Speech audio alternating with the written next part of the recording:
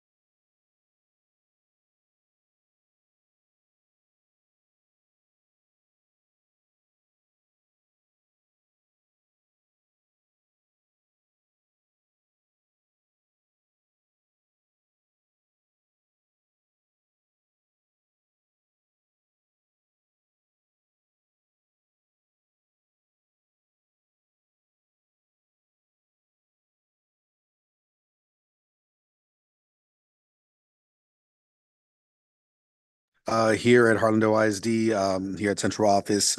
It is Wednesday, May 29, 2024. It is now 6:15. So we're going to go ahead and call the meeting to order. We'll begin with roll call and recording of board members present, please.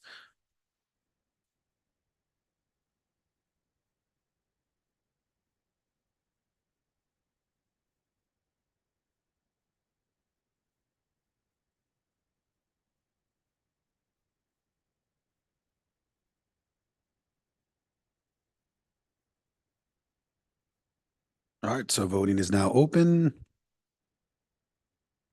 All right, we can close voting. Oh, I'm sorry, they have former trustee listed there. I think we can just, can we make note of that, Mr. Resendez? Yes. Okay. Okay. So we do declare a quorum. We do have Miss Erica Salazar here present with us. So apologize about that omission there. But also, Mr. Luna is going to be joining us at 7 o'clock. He had an engagement with his family, so he will be joining us shortly. So I do declare a quorum present. We can go ahead and move on. But prior to recording the superintendent staff members present, we do also have our conservator, Dr. Castleberry, here with us. So welcome him. So, Mr. Soto, if you don't mind. Yes, Mr. Chair, Board of Trustees, HISD Community. This evening, we have our Assistant Superintendent for Business and Finance, Mr. Flores. Here. We have our Executive Director of Operations, Dr. Nojosa. Here. We have our Assistant Superintendent for Curriculum and Instruction, Ms. Casey. We have our Executive Director of Human Resources, Dr. Salinas. Here. And we have our Public Information Officer, Ms. Vieira. Here. All right, thank you, everyone. So we are going to move on to public comment, and we do have a couple of folks here to speak to the board. So we'll go ahead and proceed. And as always, the topics addressed should be limited to those specifically on the board's agenda. And additionally, we will have the a timeline limit there listed for you guys. So if we can first have Miss Maricruz Martinez.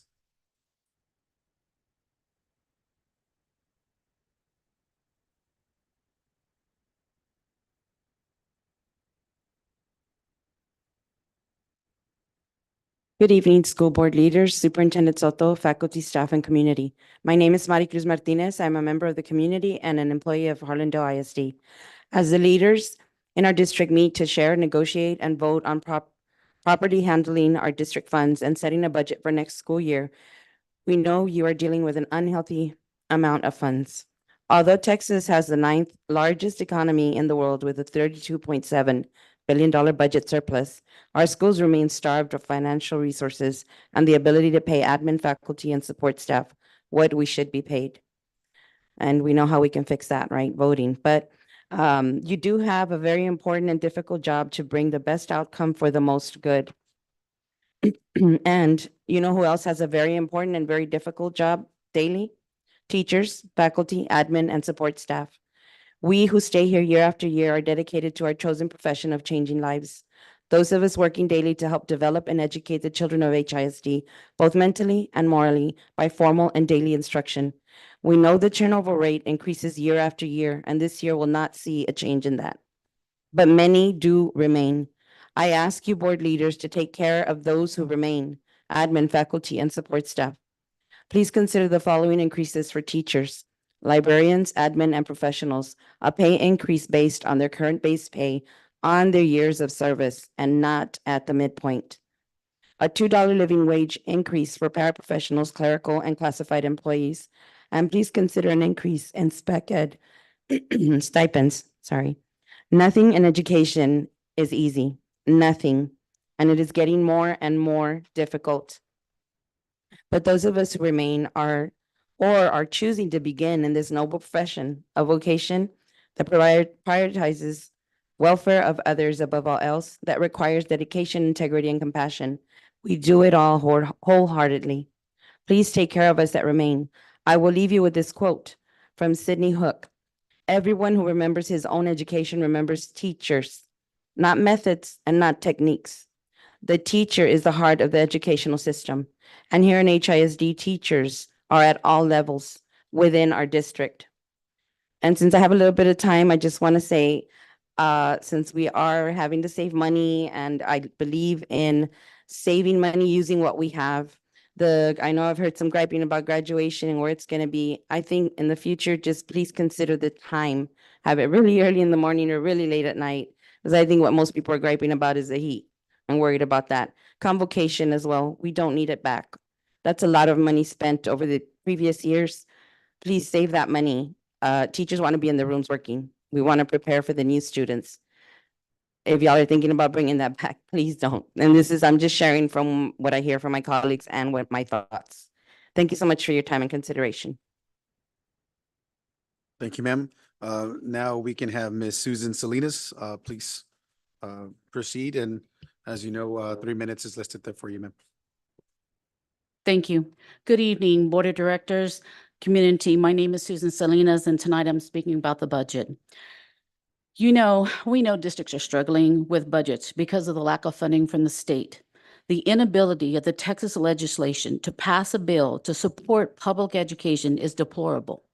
It is shameful that all public schools have to work with no new monies, while voucher schools are flush with monies. When teachers look for a job, they look at the hiring pay scale on the district website and not the market share.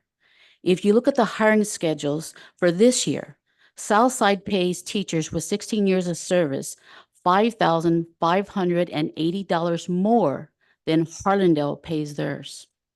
When we look at the other 7 districts who pay more than Harlandale on the south side, it makes it harder for Harlandale to recruit and retain the best and the brightest. We are asking the district to give all employees a pay increase, a percentage pay increase if it's possible. I know it's hard to do. If not a percentage, then give a substantial stipend in December and maybe a welcome back stipend in August to say, we appreciate it. If you tell them now, hopefully they'll stay and not resign and go somewhere else. For a classified, we're looking at a dollar raise, $2, dollar, whatever you can get would really help. These increases will show all employees that you're trying your best. For special education vacancies for teachers and paraprofessionals they're throughout the district right now and in other districts. We're asking the teacher stipend to be increased. I know it's high, but to keep who you have here and not go somewhere else for better benefits, we're looking at $3,000 for the IS internet support teachers, the $4,500 for your self-contained units, the ALE teachers. And for the practice of paying your special ed education assistants in the units who don't have a teacher, we're asking to place what you're doing right now in policy. So if you and I are not here, that still happens.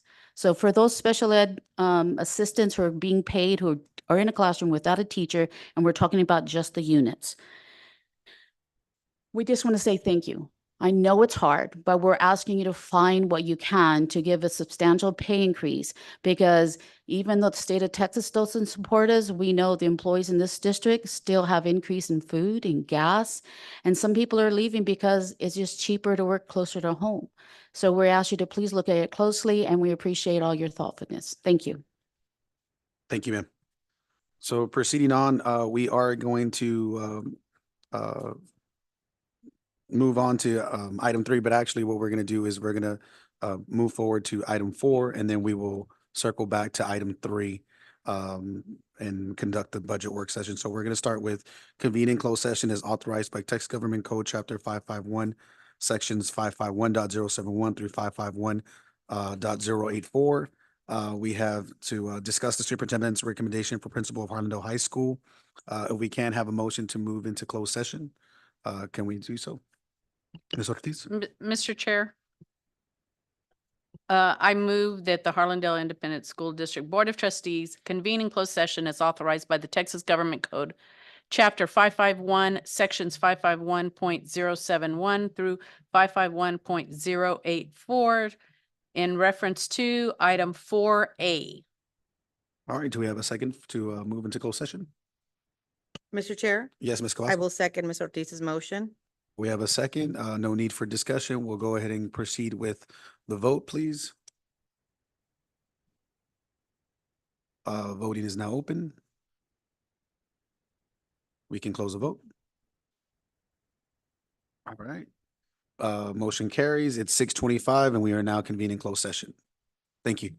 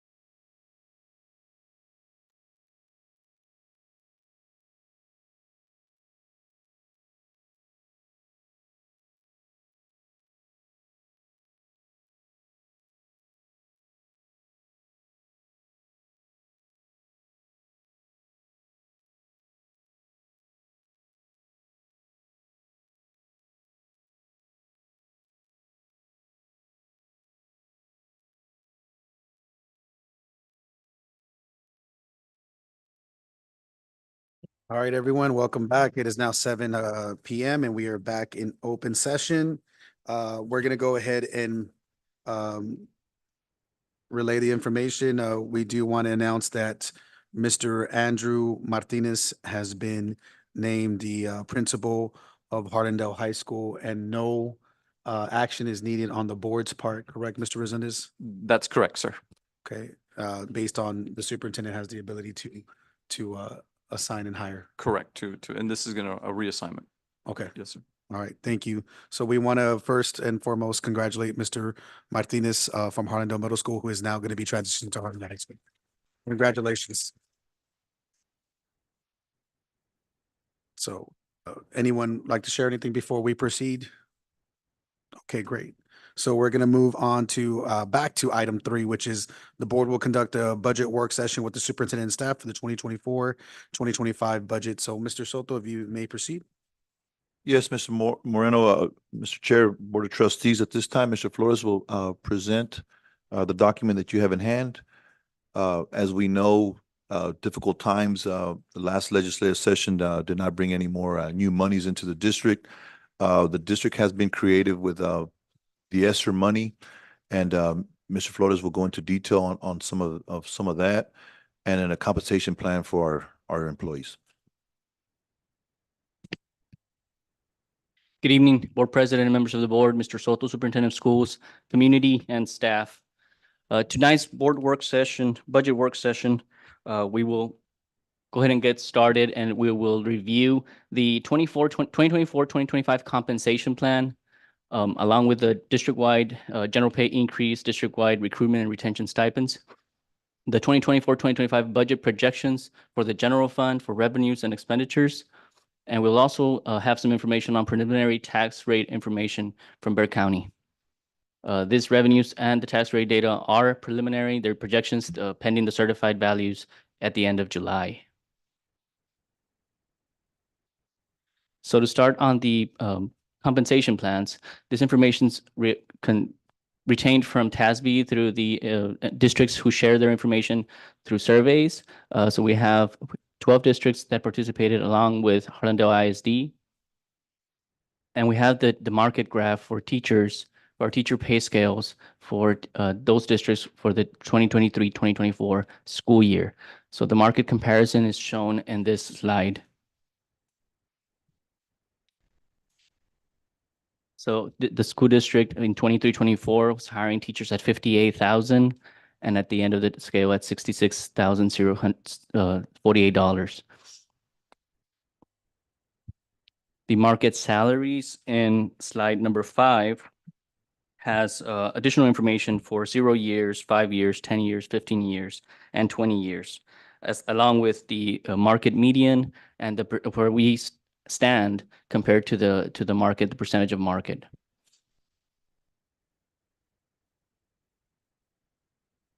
The recommendation for 2024-2025, this is a 2-piece recommendation on compensation plan. So the district is recommending that the board approve, once we bring this for approval, a general pay increase of 1% to maintain our market competitiveness, so 1% off of midpoint. And so for teacher structures, GPI is calculated from the percentage of the median salary, and for other pay groups, the general pay increase is calculated as a percentage of employees' pay grade off of midpoint, along with to include equity adjustments. Slide number 8 has the proposed 2024-25 new teacher and librarians new hire pay scale. So this pay scale includes the 1% general pay increase, and we would start hiring our teachers at $58,400.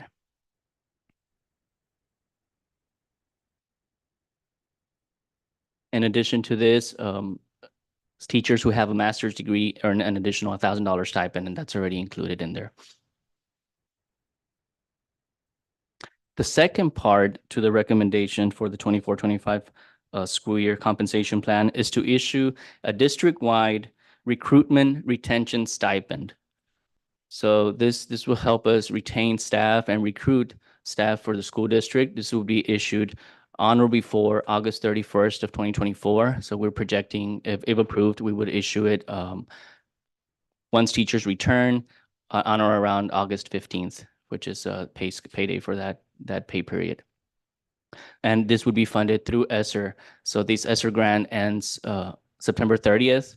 So we want to make sure we spend all the funds before the end of the grant period.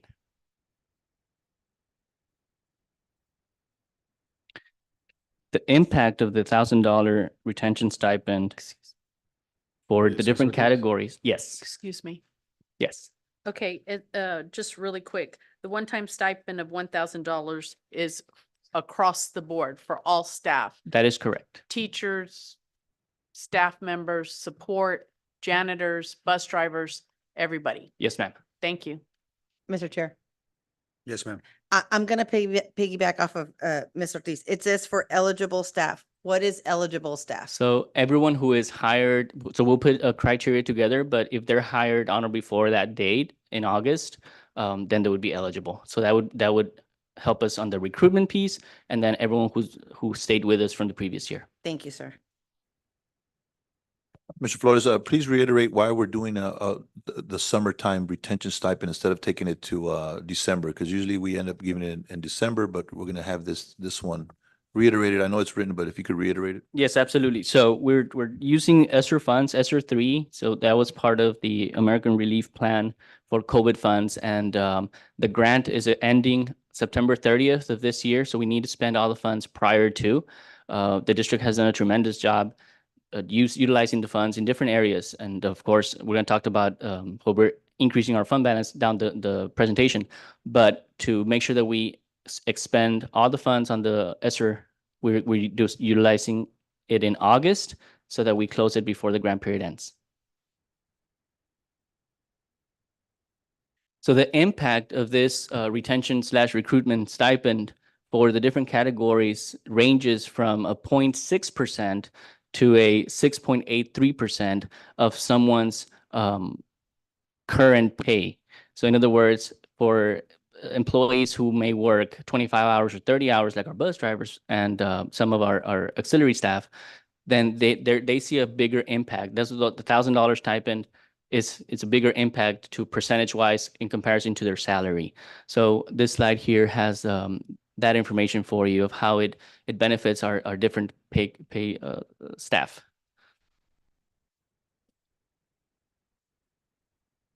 Mr. Soto? Mr. Chair, Mr. Flores, go ahead and read that second paragraph. You give yourself some credit there. Yes, absolutely. So in addition, employees will receive a general pay increase of 1% off of midpoint. So 0.6% to 6.83 off of their salary, and then additional 1% off of midpoint. So employees will be receiving increases. We're projecting increases for 24-25. And then all these amounts of the 1% is included in the projected budget that I'm about to go into next. Mr. Chair. So, Mr. Flores, so the 1,000 retention stipend, this is the percentages that you calculated that's going to impact the employees. That is correct. And the 1% is not included on how that percentage would have been increased as well. That is correct. It's not included. And you say by midpoint, what's the rationale behind them getting it 1% on midpoint and 1% on salary? So the recommendation is usually to do it off of midpoint because it helps staff that is from minimum to midpoint. It helps them get closer to midpoint. And then the staff that is from midpoint to the max, it helps them to retain them within the ranges, within the pay ranges that we have approved through the school district. So it helps staff, new hires, for example, get to midpoint closer, and then staff who is already past midpoint stay within that range. Mr. Chair. So what happens if we did everybody on salary that were on the upper tier and then the lower tier to midpoint? Eventually it throws people off our scales. And if we did them, for example, let's say we said 1% off of salary instead of 1% off of midpoint. For our teachers who are first year teachers, 0 years of experience this year, we're earning $58,000. Their increase would be $580 versus off of midpoint, their increase will be $650. So that's what That's how we look at it. Yes. So the budget projections for this coming school year, as we're looking for budget adoption in June, mid-June, we're projecting a revenues of $128,968,520. This includes local, state, and federal funds. And the current projection of expenditures with the information that was previously provided is $138,924,249. So the district is projecting a deficit to adopt a deficit budget of $9,955,729. This is a decrease from last year's adopted deficit. We had a deficit of $11.4 million. So we did have some improvement there. And of course, there's still room for improvement, and we'll continue to work to reduce that deficit even further. Some of the district-wide initiatives on page 11 of your slides, some of the district-wide initiatives that reduce the projected deficit, we did the teacher-student ratio alignment. So this helped by 56 positions across the district. So these positions were absorbed by either attrition or other vacant positions through strategic staffing. So nobody said, you don't have a job anymore, as we have vacant positions. This were all the vacant positions that are available in the district. We also had department budget reductions of 5%. So conversations with the department heads of what we could do to, as collaborative team, work together to reduce this budget. We took that additional 5% reduction in the departments, and then campus adjustments to the per pupil allocation to align with the needs and past expenses. Did that as well. The district and the board approved during last month's board meeting the refinance of the maintenance tax note. So that reduced the deficit by that reduced the budget by about $900,000 that we would have had to place into the general fund. But by doing the maintenance tax notes refinance, that reduces the budget as well. Collaboration among campus and district leadership, and we also reviewed district-wide budgets and costs. So all this this collaboration and teamwork really was how we landed into that $9.9 million figure. In addition, the district's gonna, the district-wide initiatives, we're gonna continue to monitor staffing across the district to align with enrollment. So we'll continue to look at those numbers of our students and make sure that we have the appropriate amount of staff. We're gonna continue to emphasize the importance of attendance. Student attendance is directly tied to the finances, and of course, it has the academic piece as well of how it impacts academics. We're going to continue to actively pursue other sources of funding to include competitive grants. So through our federal programs department, we'll continue to apply for those grants and utilizing those alternative funding other than 109 when it's possible and allowable. And we're going to continue to collaborate and implement strategic planning initiatives so that through these strategic plans, the different strands, HR, finance, culture, and operations, we'll continue to work together to see how we can improve our expenses and even our revenues. If there's areas where we can increase our revenues, then we'll work with that as well. Mr. Chair. Dr. Salinas and Mr. Flores, with the teachers' attendance, the $1,000 that they start the year off, that will be reviewed at the end of this. Their last day is Monday. And if those teachers qualifying that since they wouldn't have to use a sub, they would earn that in their next paycheck? They earn it in July. It's their July paycheck. And yes, actually their last day is today because we count when students are here. Or tomorrow, I'm sorry, tomorrow. And then Mr. Flores, the campus increase in attendance for each employee tied into that campus could be $500 up to $1,000 if they showed the 2% increase. I know we've been monitoring that data. When do we get the final numbers on that with our PEIMS? So student attendance will go through the end of the school year, and as soon as probably a week into the school year ends. So by the end of the week, next week, we should have all PEIMS data in the system, and we'll be able to find out if any of the campuses met the goal. We did have a couple of campuses that were very close through the 5th 6 weeks. So we're going to see how they came through in the 6th 6 weeks. Mr. Chair, and just thinking about it, we might be able to implement that again for next year to raise that bar to see an increase and again, channel it back to our staff that is going the extra mile and getting these kids here to school, especially that we need them here for academics. Yes, sir. Mr. Chair, I would like to bring that back. Yeah, and then I guess if you can, sir, maybe just share with us when if they do meet that criteria for that increase, when they would be receiving those funds, if it's along the lines of that July date as well. That could provide some more clarity to our staff to know what to expect. Yes, absolutely. If once we calculate the amount, the figures, I do believe it is a July payment, but I will confirm and get that information back to you.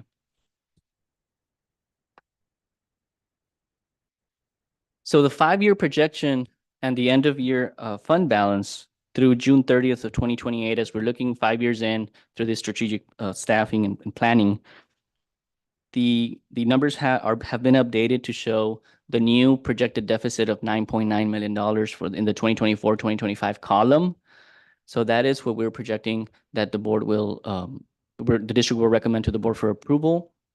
However, we will continue to work through the 24-25 school year as the school year progresses to find an additional $2.5 million at the end of the year when we close the books to be at a deficit of 7.4 instead of the 9.9. So through collaboration through different departments and looking at the expenses that are actually occurring on the day-to-day basis, making sure that we're being fiscally responsible, we're going to try to find that additional 2.5.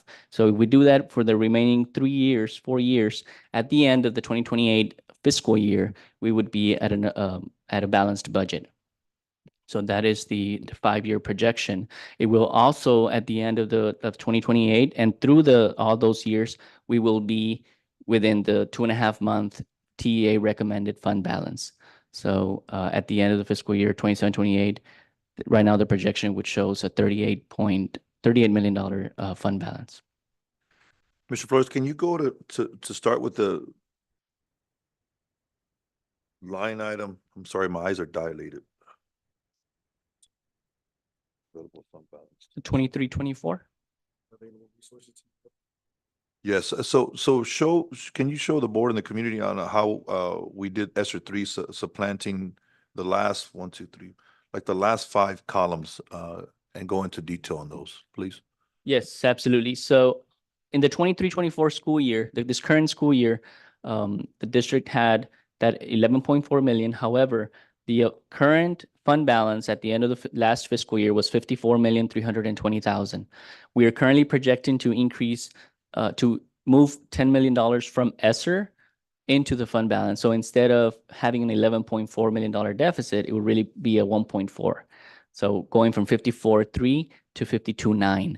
And so that's a positive. The district will have had utilized all these ESSER funds instead of using 199. So this is not something that generally occurs. TA doesn't want us to supplant. However, on the ESSER side, they allowed it. And they allowed us to utilize these ESSER funds instead of 199 or general fund. So that's the only year that has that additional ESSER supplanting for that, because again, the grant ends at the end of September, so we won't have that in the future years. But it absolutely helps us sustain for the next foreseeable future.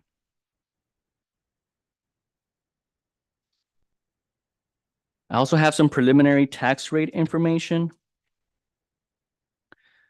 The current certified tax roll as of February 15th was $2,585 million. And you can see that figure right at the bottom of the screen, bottom right-hand corner, $2,585 million.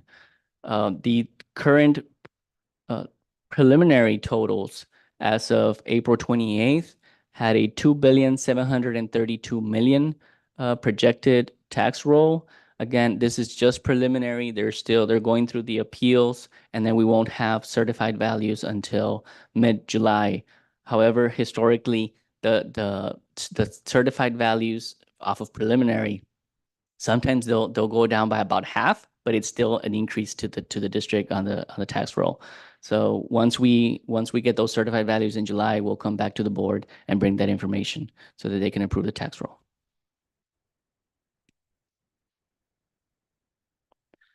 Additional information on the budget and the tax rate, the timeline.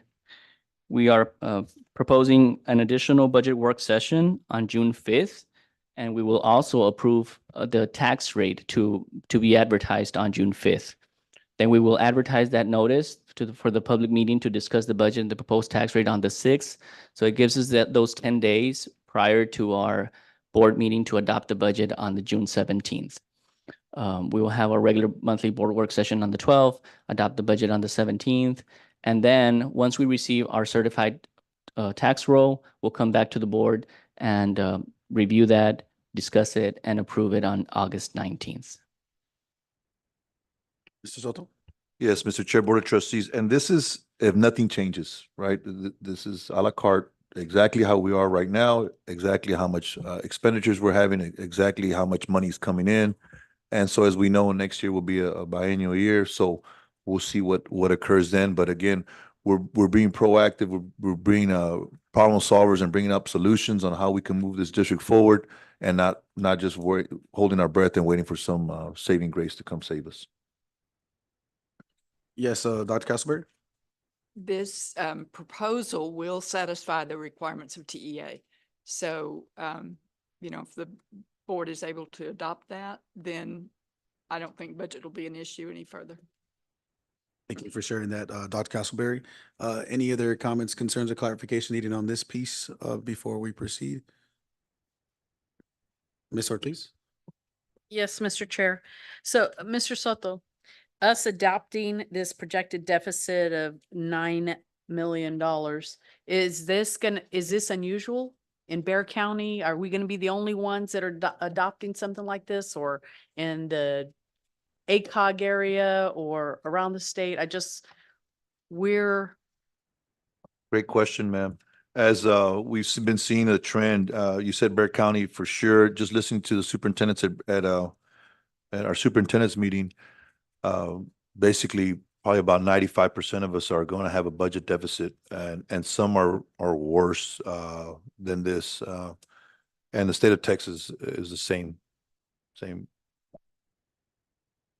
All right. So I guess before we proceed, I know, keep in mind, everyone, that we will be having another work session next week, as Mr. Flores alluded to. And obviously, we spend the necessary time that is needed to adopt the budget that aligns well with the vision of our superintendent and the team. So with that being said, are there any other comments, concerns, or clarification needed? I know we can always, provide any questions through email and formulate those ideas so we can make sure that we are prepared for next week when we go over the information again for hopefully the adoption on the regular board meeting. So any other questions before we move forward? I know it's a lot of information. Sometimes it's a little difficult. Luckily, it's been condensed a little bit because I know Mr. Hernandez would be even more meticulous, but we appreciate Mr. Flores with the information because it's pretty straightforward. So thank you. Anything further to have? If not, before we proceed to adjourn, and I don't know if Ms. Ortiz prefers for us to acknowledge this week or next week, but we'll go ahead and just wish a happy early birthday to Ms. Cavazos and to Ms. Ortiz. Ms. Cavazos' birthday is actually tomorrow, correct? Yes, tomorrow. I get to spend it with my Harlandale family, second year in a row at graduation. Best part of my birthday. All right. Well, thank you, Ms. Cavazos, for joining us. And if we can, Ms. Cavazos, would you like to make the motion to adjourn? Yes, Mr. Chair, I move to adjourn tonight's meeting. A second? Mr. Chair, before we adjourn, would you please make an announcement? Very proud that the Harlandale Independent School District is celebrating 4 graduations over the course of the next couple of days. Just as was noted by our esteemed colleague here, we do have 4 commencements coming up, 2 tomorrow. We do have the Frank Tejeda commencement tomorrow, and also the McCullum graduation tomorrow. And then we also have our early college on Friday morning, and then we have our Harlandale graduation. And I know we're looking forward to it, and I think we have some surprises in store for the evening, correct? So we hope and look forward to seeing everyone out there and join us in such a joyous occasion to just celebrate our kids and to celebrate with our community all the great things that you guys have afforded us, especially at Memorial Stadium. So thank you guys. Anyone else would like to share anything? Yes, Mr. Miss, Chair. Miss. I just want to Reese? say congratulations to all of the district seniors. You guys did it, and we look forward to seeing everything else you're going to do for us in the future.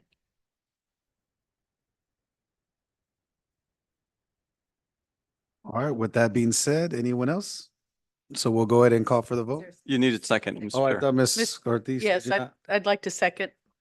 A second by Miss Ortiz. I apologize. Got caught in the celebration. So, if we can have the vote, please.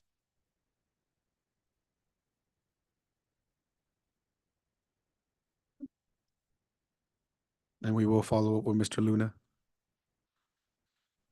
All right, we can close the vote. Motion carries 26, and we are adjourned. Thank you.